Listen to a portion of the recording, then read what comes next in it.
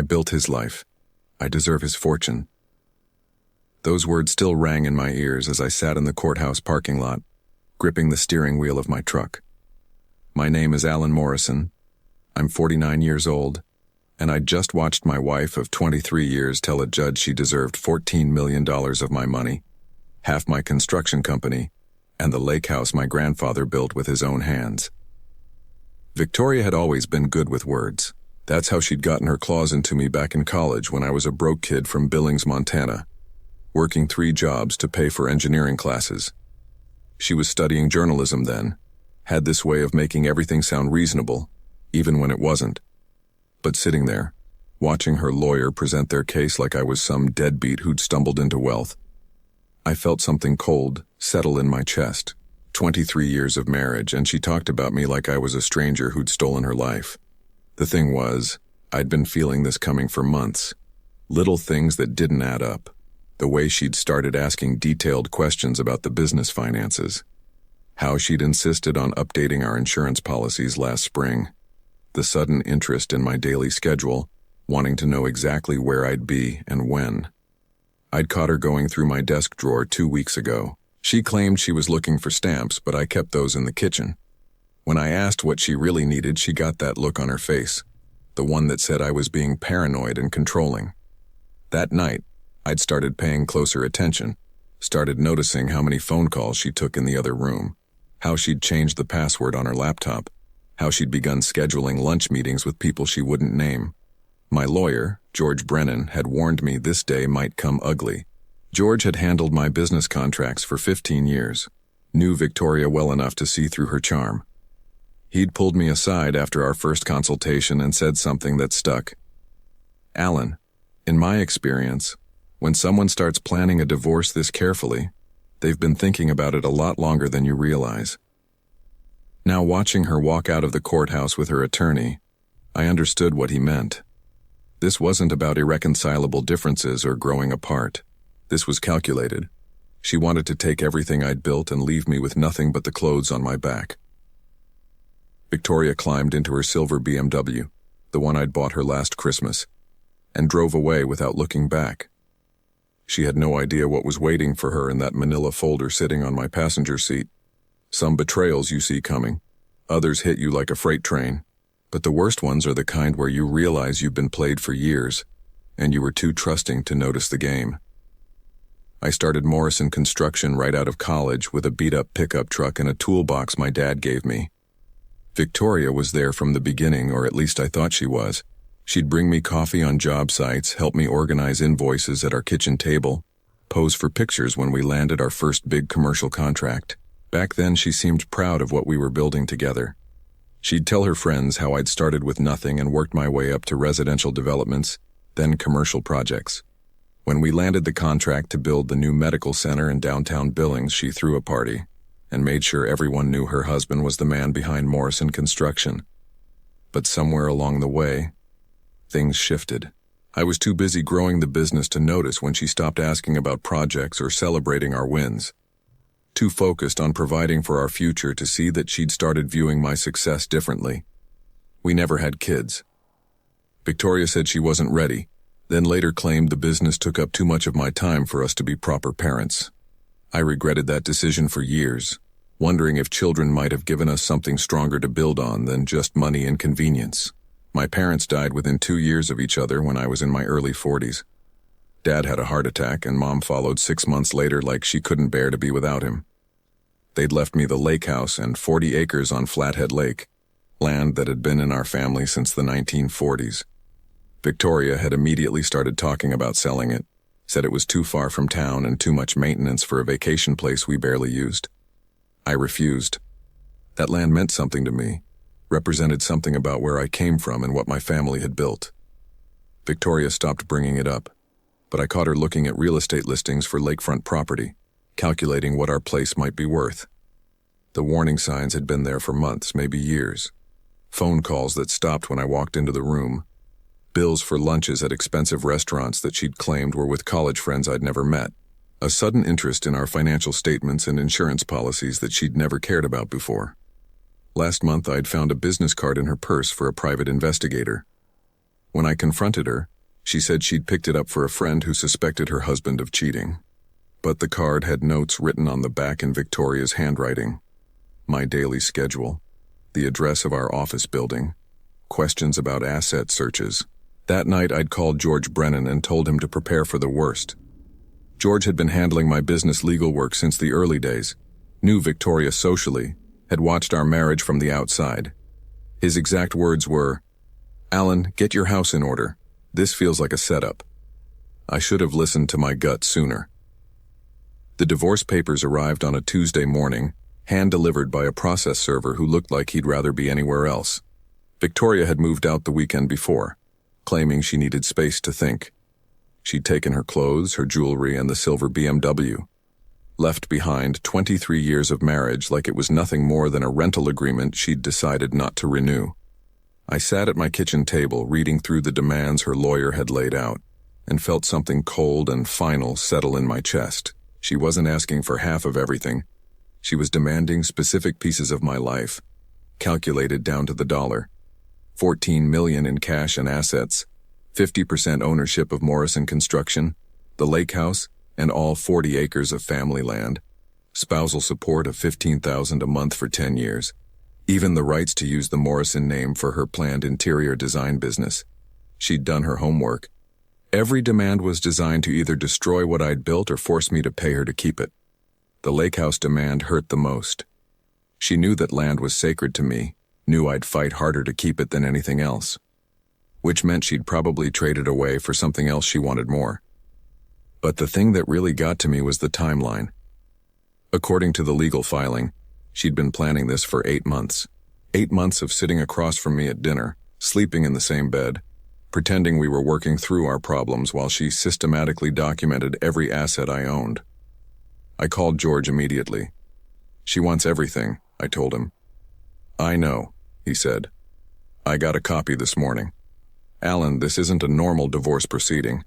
This is a hostile takeover disguised as marriage dissolution. What are my options?" "Limited, if we play by their rules. But there might be another way." That afternoon I drove out to the lake house, sat on the dock my grandfather had built, looking out at water that had been in my family for 3 generations. Victoria had never understood why this place mattered to me. To her, it was just real estate with a nice view. I thought about the early years when we'd drive up here on weekends and she'd actually seem happy. Before the business took off, before money became the measure of everything, there had been a time when Victoria Morrison was the woman I wanted to spend my life with. But that woman was gone, replaced by someone who saw my success as something she was entitled to, rather than something we'd built together. I made 2 phone calls from that dock. The first was to my accountant, telling him to freeze access to all our joint accounts pending the divorce proceedings. The second was to a private investigator George had recommended, a former police detective named Patricia Hayes who specialized in financial fraud cases. If Victoria wanted to play hardball, I'd give her a game she'd never forget. The water was still as glass that evening, reflecting the mountains like a mirror. Soon Victoria would discover that some reflections show you things you'd rather not see. I filed my counter-response 2 weeks later. George had crafted it carefully. We weren't just defending against Victoria's demands, we were questioning the basis for them. How had she calculated the value of my business? Where had she gotten the financial records she'd cited? Who had helped her assess the worth of private assets that weren't part of our joint property? Victoria's reaction was swift and vicious. Within 24 hours, I received a restraining order claiming I'd been threatening her. According to her sworn statement, I'd followed her to her new apartment, sent intimidating text messages, and made verbal threats about what would happen if she proceeded with the divorce. None of it was true. I had her phone records to prove it. No threatening messages, no contact at all since she'd moved out. But the restraining order meant I couldn't approach her, couldn't contact her directly, and looked like an unstable, controlling husband to anyone who didn't know the facts. The local newspaper picked up the story. Prominent businessmen served with restraining order in contentious divorce. Victoria had fed them just enough information to make me look bad without mentioning her $14 million demands or the suspicious timing of her legal preparations. My business started feeling the impact immediately. 2 potential clients called to postpone meetings. The bank that handled our construction loans requested additional documentation for a project we'd already been approved for. Nothing direct, nothing they could be sued for, but enough to make my life complicated.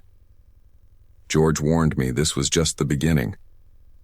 She's trying to isolate you, make you look unreliable and dangerous. Classic strategy. If she can damage your business and reputation, she strengthens her case for maximum financial support. But the worst part was discovering how deep her preparation went. Patricia Hayes, the private investigator, had been working quietly for 10 days when she called with her first report. "Mr. Morrison, your wife has been planning this for at least 18 months, not 8. I found evidence of consultation with 3 different divorce attorneys, 2 different private investigators, and a forensic accountant who specializes in business valuations. 18 months. She's been building a case against you since before your parents died. The timing of this divorce isn't coincidental. She waited until the lake house property was fully transferred to your name, until your business finished its best year on record, until your personal net worth hit its peak." I felt sick. While I'd been grieving my parents and building our future, Victoria had been calculating how to take it all away. "There's more," Patricia continued. "She's been secretly recording conversations with you for months.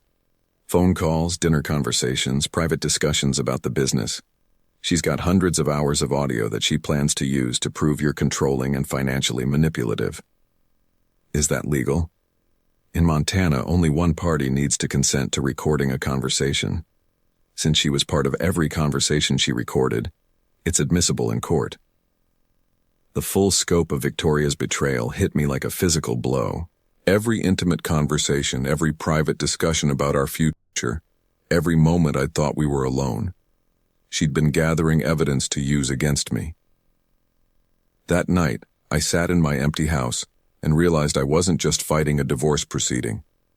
I was fighting a woman who'd spent nearly 2 years systematically documenting my life, studying my weaknesses, and building a legal case designed to destroy everything I'd worked for. She'd turned our marriage into a reconnaissance mission, but Patricia had found something else, something Victoria didn't know about. "Mr. Morrison, there's one more thing. Your wife has been meeting regularly with someone you know, someone who's been feeding her inside information about your business operations." My blood went cold. "Who?" "Your business partner, Kyle Brennan, George's younger brother." Kyle Brennan had been my business partner for 12 years. George's younger brother, a commercial architect who'd joined Morrison Construction when we started bidding on larger projects that required his design expertise. I'd trusted him with company finances, project planning, and confidential client information. I'd also trusted him with my marriage. Patricia's report was thorough and devastating. Kyle had been meeting with Victoria twice a week for the past 6 months, always at small restaurants outside Billings where they were unlikely to be seen by anyone who knew us both. The meetings had started as brief coffee conversations, but had grown into lengthy dinner discussions where Victoria pumped Kyle for detailed information about our business operations. She's been asking him about cash flow, upcoming contracts, equipment valuations, and real estate holdings, Patricia explained. "Your partner's been providing her with information that should be protected by business confidentiality agreements." But it was worse than corporate espionage. Patricia had photographed them together, and their body language told a story that went beyond business consultation. Victoria and Kyle weren't just sharing information, they were sharing intimacy. "How long has this been going on?" I asked. "The business meeting started 6 months ago, but I found evidence of contact going back 14 months. Text messages, phone calls, hotel receipts. Mr. Morrison, your wife has been having an affair with your business partner since before your parents died." The timeline made sickening sense. Victoria's sudden disinterest in our marriage, her questions about the business, her reluctance to spend time at the lake house. It had all started around the time Kyle had begun working more closely with our residential development projects. I thought back to company dinners, holiday parties, casual conversations where Kyle had been present. He'd heard me talk about family finances, inheritance plans, and my intentions for the lake house. He'd known exactly what Victoria would need to build her divorce case. There's more, Patricia continued. I believe they're planning to start a business together after the divorce is finalized. Victoria's interior design company isn't just a side project. It's meant to be a full partnership with Kyle. She gets your money in the divorce settlement. He provides architectural services, and they build a competing business using the client relationships he's developed while working for you. The betrayal was total. My wife and my business partner had been planning to destroy my life and build their new one on the ruins. I called George immediately. When I told him what Patricia had discovered, the silence on the phone lasted nearly a minute. Jesus Christ, Alan, Kyle's my brother. I know. This is going to destroy our family. He destroyed it when he decided to betray our business and help my wife steal everything I've built. George's voice was quiet, professional. What do you want to do? I want to beat them at their own game. How? I'd been thinking about that since Patricia's call. Victoria and Kyle had spent months building their case against me, but they'd made one critical mistake. They'd underestimated how well I knew my own business and how carefully I'd documented everything over the years. They want my financial records? I'll give them financial records. They want to know about business valuations? I'll provide complete transparency. They want to play games with asset assessment? I'll show them how the game really works. Alan, what are you planning? I'm planning to give Victoria exactly what she's asking for, all of it, every single demand she's made. That doesn't make sense. It will. The key to everything was a document Victoria had never seen, filed 18 months ago in a safety deposit box she didn't know existed. After my parents died, I'd restructured Morrison Construction to protect it from exactly the kind of legal assault Victoria was mounting. Working with a corporate attorney from Denver, I'd created a complex business structure that separated the company's valuable assets from its operational liability. The Alan Morrison, who owned 51% of Morrison Construction, was technically just an employee of Morrison Holdings, a Montana limited liability company that owned the real estate, equipment, and intellectual property that made the construction business valuable. Morrison Holdings was controlled by the Morrison Family Trust, which I'd established using my inheritance from my parents' estate. Victoria could demand half of Alan Morrison's share in Morrison Construction, but that share was only worth about $200,000 in equipment and current contracts. The real value, the land, buildings, heavy machinery, and established client relationships, belonged to entities she had no legal claim to. Kyle had been feeding her information about Morrison Construction's revenue and assets, but he didn't know about the holding company structure because it had been established before he'd been granted access to the financial records. To him, it looked like I owned everything directly, but the real masterstroke was the lake house. 3 months after my parents died, I'd transferred the property to the Morrison Family Trust with a specific provision. It could never be sold or transferred outside the family bloodline. If my marriage ended without children, the property would eventually pass to my cousin's kids in Colorado. Victoria could demand the lake house in the divorce, but I literally didn't have the legal authority to give it to her. The trust documents made that impossible. Patricia had helped me gather evidence of Victoria's affair with Kyle, but I wasn't planning to use it for revenge. I was planning to use it for leverage. Here's what's going to happen, I told George. On the day of the final hearing, I'm going to give Victoria everything she's asking for. $14 million, half of Morrison Construction, spousal support, everything. Alan, you can't afford that. I can't afford not to. When the judge awards her those assets and she tries to collect, she's going to discover that most of what she's been promised doesn't exist in the form she thinks it does.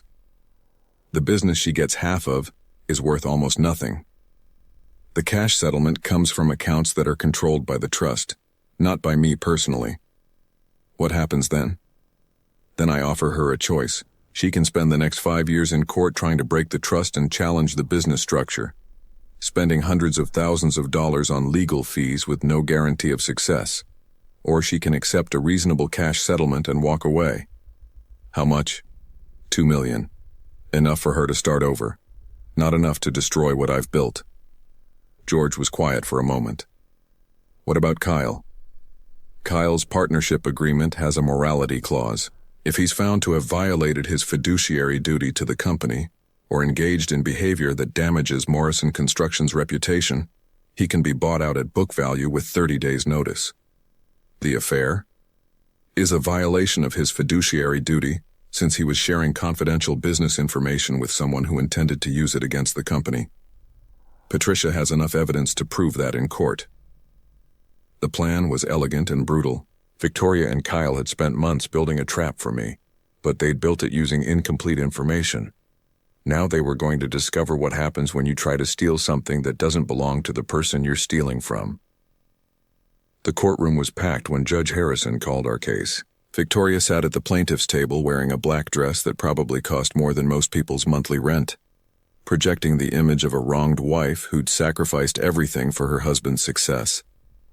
Her lawyer, a sharp-dressed man from Missoula named David Walsh, presented their case with theatrical precision. Victoria had built Alan Morrison's life, they argued. She'd supported his business ventures, managed their home, sacrificed her own career ambitions for his success. Now she was entitled to half of everything they'd built together. When Judge Harrison asked if I contested any of Victoria's demands, I surprised everyone in the room. No, Your Honor. I agree to all of them. Victoria's head snapped toward me. Her lawyer looked confused. Even George seemed startled. You agree to the $14 million settlement? Judge Harrison asked. Yes, Your Honor. Half ownership of Morrison Construction? Yes, Your Honor. The lake house property? Yes, Your Honor. Victoria was smiling now, probably thinking she'd broken me completely. Kyle, sitting in the gallery behind her, looked smug. Judge Harrison reviewed the terms one more time, then signed the divorce decree. Mr. Morrison, you have 60 days to comply with the property transfers and financial settlements. That's when I reached into my briefcase and pulled out a manila folder. Your Honor, there's one additional document I'd like to submit for the record.